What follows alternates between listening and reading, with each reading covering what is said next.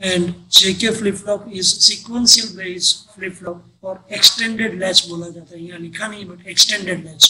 क्यों extended latch, जब हम सर्किट पढ़ेंगे तो समझ में आ जाएगा। Abbreviation J for Jack, K for Kelby, Kilby flip flop. Characteristics, it has 3 input in one side. एक नैंड के अंदर 3 इनपुट आएंगे, कौन कौन से? जे, क्लॉक और latch input and 2 output Q and Q dash. It can construct with only 4 NAND gate. ये NOR gate में आएगा ही नहीं। और 4 NAND गेट कैसे होते हैं? पैरेलल है, वो देख लो आप। It is the most widely used flip flop. It is considered as universal flip flop. किस फ्लिप फ्लॉप को यूनिवर्सल फ्लिप फ्लॉप कहा जाता है? क्योंकि जेके के। क्यों? क्योंकि ये आरएस में जो नहीं हो रहा था वो इसमें हो रहा है। आरएस के अंदर सिर्फ और सिर्फ 2 ही इनपुट थे, इसमें 3 इनपुट है। आरएस के अंदर क्लॉक नहीं था, इसमें क्लॉक है। जेके flip flop has been kept in the inventor name of circuit known as Jack Kelvin. Logical diagram जहां एसआर था वहां GK, Q dash as it is, और सी फॉर क्लॉक। और सी फॉर क्लॉक जो तीसरा red input अंदर जा रहा है उसके अंदर ट्राइंगल करना ना भूले, क्योंकि क्लॉक को दिखाने के लिए डिजिटल सर्किट में ट्राइंगल का यूज होता है। जैसे ट्रैफिक सिग्नल्स में अलग अलग संज्ञा होती है, आगे स्कूल है, आगे बम्प है, आगे पेट्रोल पंप है, आगे खाने का रेस्टोरेंट है, आगे यू टर्न है, आगे 4 लेन है। वैसे ही क्लॉक के लिए अंदर ट्राइंगल करना ना भूले। सो लॉजिकल डायग्राम में भी तफावत है। यदि ठीक से देखा जाए, आरएस फ्लिप फ्लॉप में क्लॉक नहीं था, 2 ही इनपुट थे, जीके में 3 इनपुट है। सर्किट डायग्राम, ये एक्सटेंडेड लैच क्यों कहा जाता है आपको समझाने की कोशिश। एसआर फ्लिप फ्लॉप जो कि सिंगल लैच है, वो तो दिख ही रहा है रेड डॉट में, बट उसके पीछे उसकी बैक साइड में आप देखिए तो 2 नैंड गेट का समूह है। इसलिए इसको एक्सटेंडेड लैच कहा जाता है। ये आरएस फ्लिप फ्लॉप है।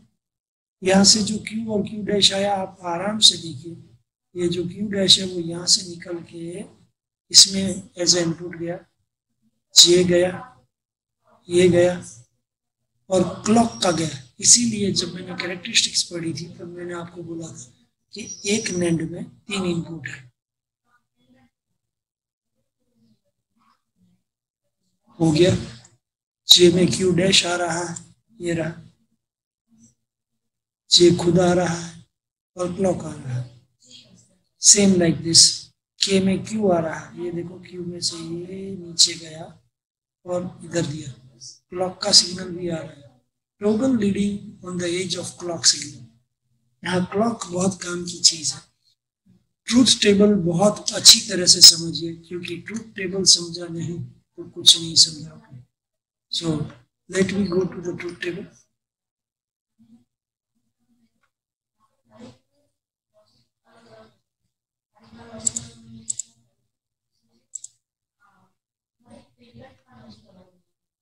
ओके, क्यू पहली 4 रो में 0, दूसरी 4 रो में 1, तो क्यू का जो टेंशन था वो आउटपुट का निकल गया। क्यू कैसे निकल गया? क्योंकि जे के अंदर क्यू नहीं जा रहा है, जे के अंदर क्यू डैश जा रहा है। देख लीजिए आप, जे के अंदर क्यू डैश जा रहा है, ये रहा, और के अंदर क्यू जा रहा है। इसलिए जब भी इसका ट्रूथ टेबल कंस्ट्रक्ट करें, पहले क्यू को 4 रो में 0 0 0 0 लिख दीजिए और नेक्स्ट 4 रो में 1 1 1 1 लिख दीजिए, क्योंकि ये क्यू और क्यू डैश के कॉम्बिनेशंस हैं। अब पहली 4 रो में जेके को कंपेयर कीजिए, 0 0 0 1 1 0 1 1। मैं हाईलाइट करके दिखा रहा हूं आपको, 0 0 0 1 1 0 1 1। ओके, अब ये हमने लिख लिया, तो क्यू डैश क्या, क्योंकि क्यू का टेंशन तो हट गया, क्यू डैश है वो एग्जैक्ट जे जैसा है, देख लीजिए हाईलाइट कर रहा हूं, जे में 0, क्यू डैश में 0, जे में 0, क्यू डैश में 0, जे में 1, क्यू डैश में 1, जे में 1, क्यू में 1। अब जब क्यू का 1 1 1 1 1 हुआ तब फिर से जेके के अंदर प्रोबेबिलिटी तो मैंने आपको पहले भी बताई थी, ट्रूथ टेबल या लॉजिकल गेट्स चालू किए उससे पहले ही बताई थी। 0 0 0 1 1 0 1 1 को लेके ही हम चले हैं, और इसमें भी देखिए आप 0 0 0 1 1 0 1 1, यहाँ 1 1 1। अब क्यू डैश जो है वो के का ऑपोजिट है, क्योंकि पहले जे की कॉपी थी, अब के की कॉपी लेने से पहले उसका इनवर्स कर दो, के में 0, क्यू डैश में 1,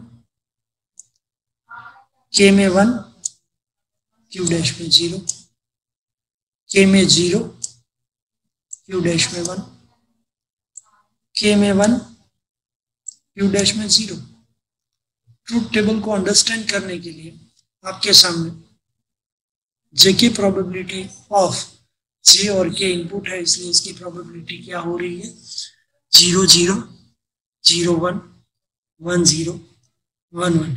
Here most important, our Q is base of first 4 row are 0 and the last 4 row are 1। हमारा Q जो है उसका टेंशन नहीं है, क्योंकि वो पहले 4 में 0 दे रहा है, लास्ट 4 में 1 दे रहा है। Most important, Q dash first 4 row are same as J, J की कॉपी करो। नेक्स्ट 4 रो में के की कॉपी करने से पहले उसका इनवर्स कर दो। Next 4 row are opposite then के। के में 0 है तो इसमें 1 आएगा, के में 1 है तो यहाँ 0 आएगा। वंस कॉम्प्लीमेंट जो मैंने पढ़ा है वो यही तो था कि जहाँ 0 है वहाँ 1 कीजिए, 1 है वहाँ 0 कीजिए। So this is JK flip flop. JK flip flop को यूनिवर्सल फ्लिप फ्लॉप कहते हैं, मोस्ट पॉपुलर फ्लिप फ्लॉप है। ये एक्सटेंडेड लैच इसलिए है कि इसमें आरएस फ्लिप फ्लॉप है, उसके पीछे नैंड गेट है, तो ये एक्सटेंड कर रहा है आरएस को और उसके इनपुट को यूज कर रहा है। जैसे कि मैंने बोला कि एक का आउटपुट दूसरे का इनपुट और दूसरे का आउटपुट पहले का इनपुट, क्रॉस। और जब ये क्रॉस लगता है तो आरएस में सिर्फ 2 ही थे इनपुट, जेके में 3, क्लॉक, जे और क्यू डैश। नीचे वाले नैंड गेट में भी 3, के, क्यू एंड क्लॉक। देख लीजिए आप, ये के में क्यू आ रहा है नीचे से, के खुद जा रहा है, क्लॉक जा रहा है, जे के अंदर क्लॉक जा रहा है, जे खुद जा रहा है और क्यू डैश जा रहा है।